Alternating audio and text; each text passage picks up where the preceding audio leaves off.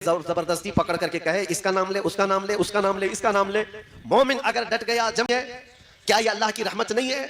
صحابہ، تابعین، اولیاء سبوں نے یہ دعا کیا کہ اللہ تیرے راستے میں ہمیں موت آئے تو شہادت کی موت آئے۔ پھر یہ فلسطین والے تو اللہ اکبر روز کہتے ہیں، اور ان کی جس مدد چیز کیوں کا نہیں ہوتی؟ تمہیں وعدہ کیا گیا وہ سب عطا کر دیا جائے گا۔ نزلا من غفور الرحیم۔ رب تعالیٰ فرماتے ہیں، یہ قرآن کی آیت میں پڑھ رہا ہوں آپ کے پاس 25ویں پارے، اللہ فرماتا ہے پھر یہ مہمانی ہے، تمہاری مہمان نوازی کی جائے گی غفور الرحیم کی طرف سے۔ کس بات پر یہ ساری چیزیں کس بات پر مل رہی ہے؟ صرف اس بات پر جس نے کہا میرا رب اللہ ہے، جس نے کہا میرا رب اور اس پر جم گیا، اس پر ڈٹ گیا، ہاں چاہے اس کی گردن پر کوئی کھڑا ہو جائے، چاہے اس کے سینے پر کوئی بھالا رکھ دے، اور پھر زبردستی پکڑ کر کے کہے اس کا نام لے، اس کا نام لے، اس کا نام لے، اس کا نام لے۔ مومن اگر ڈٹ گیا، جم گیا اور کہا میری ہر سانس پر اللہ اکبر ہی ہوگا، تو اس کے لیے قرآن میں اللہ فرماتا ہے اس کی مدد کے لیے مولا فرشتے اتارتا ہے۔ اب یہاں پر ایک سوال ہوتا ہے، ایک سوال کہ مولانا اتنی چیزیں اگر ہے، اللہ کے دینے پر فرشتوں کی مدد ہوتی ہے، تو پھر یہ فلسطین والے تو اللہ اکبر روز کہتے ہیں، اور ان کی مدد کیوں نہیں ہوتی؟ فرشتے کب آئیں گے؟ کب ان کی مدد کریں گے؟ تمہیں اس طرح کے شک و شبے میں ڈال کر کے ڈگمگایا جاتا ہے، تمہارے پاؤں میں زلزلہ لانے کی کوشش کی جاتی ہے۔ کچھ نہیں، مولانا لوگوں کی باتیں میرے عزیزو، میں جو بات کہہ رہا ہوں یہ مولانا لوگوں کی بات نہیں، اللہ کا کلام پڑھ رہا ہوں۔ زمین ٹل سکتی ہے، زمانہ ٹل سکتا ہے، مگر میرے رب کا فرمان غلط نہیں ہو سکتا، ایک شبہ بھی نہیں۔ قرآن شروع ہی ہوتا ہے کہاں سے پتہ ہے؟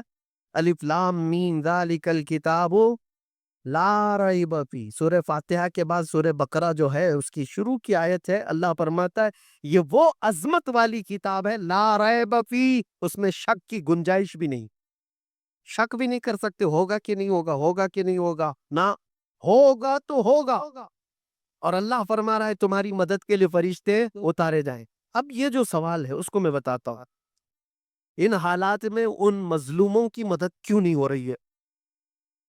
ان کے لیے کیوں فرشتے نہیں اترتے؟ میرے عزیزو، کیا تم دیکھ رہے ہو کہ اتر رہے ہیں کہ نہیں اتر رہے؟ ہم دیکھ رہے ہیں کہ فرشتے آ رہے ہیں کہ نہیں آ رہے ہیں؟ جو وہاں کے حالات ہیں یہ بظاہر ہمیں نظر آتے ہیں، لیکن اللہ کا وعدہ سچا ہے، سچا ہے۔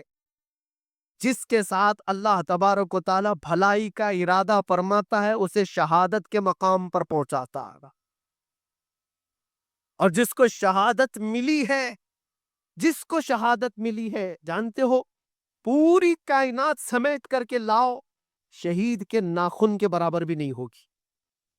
پوری دنیا سمیٹ کر کے لاؤ، شہید کے ناخن کے برابر نہیں ہو پائے گی۔ شہید کو اللہ تبارک و تعالی جو مقام عطا کرتا ہے، حدیث پاک میں ہے، اس کی روح نکلنے سے پہلے اسے جنت دکھائی جاتی، اسے جنت میں اس کا ٹھکانہ بتا دیا جاتا ہے۔ تو کیا یہ اللہ کی مدد نہیں ہے؟ کیا یہ اللہ کی رحمت نہیں ہے؟ صحابہ، تابعین، اولیاء سبوں نے یہ دعا کیا کہ اللہ تیرے راستے میں ہمیں موت آئے تو شہادت کی موت آئے۔ کسی شہید کی موت پر تم فخر کرتے ہو کہ نہیں کرتے ہو؟ شہیدوں کو ہم زندہ کہتے ہیں اور قرآن بھی کہتا ہے۔ تو ان مومنین کے ساتھ جو آج ظلم ہو رہا ہے، وہ یوں ہی نہیں مارے جا رہے، بلکہ ان کی ہر موت شہید کی موت ہے۔ وہ شہداء ہیں، شہید ہیں، ان کو اللہ نے جو جنت کا وعدہ فرمایا وہ مل کر رہے گا۔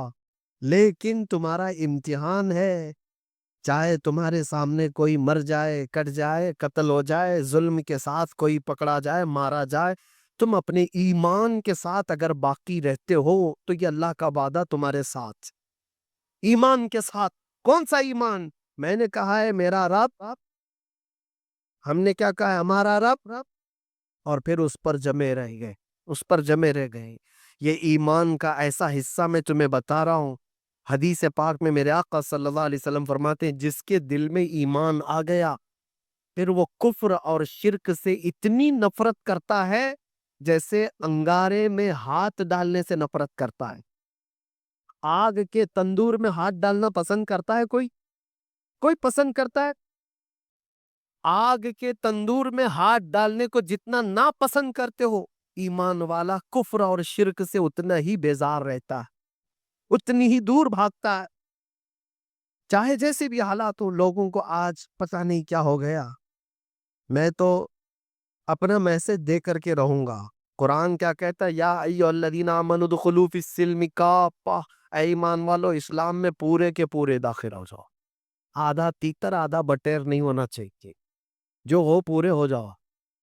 ان کو بھی راضی رکھیں گے، ان کو بھی راضی رکھیں، تھوڑا یہاں بھی لگا لیں گے، تھوڑا وہاں بھی لگا لیں گے، صبح ان کے پاس چلے جائیں گے، شام میں ان کے پاس چلے جائیں۔ پارٹی اس کے بغیر تو چلتی نہیں ہے۔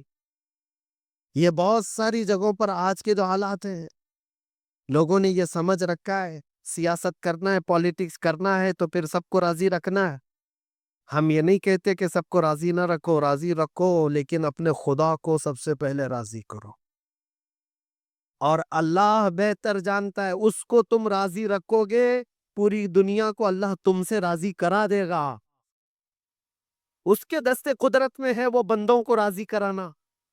ہزاروں نہیں لاکھوں کے دلوں کو مولا تمہاری طرف پھیر دے گا، بس اس کو راضی کرو۔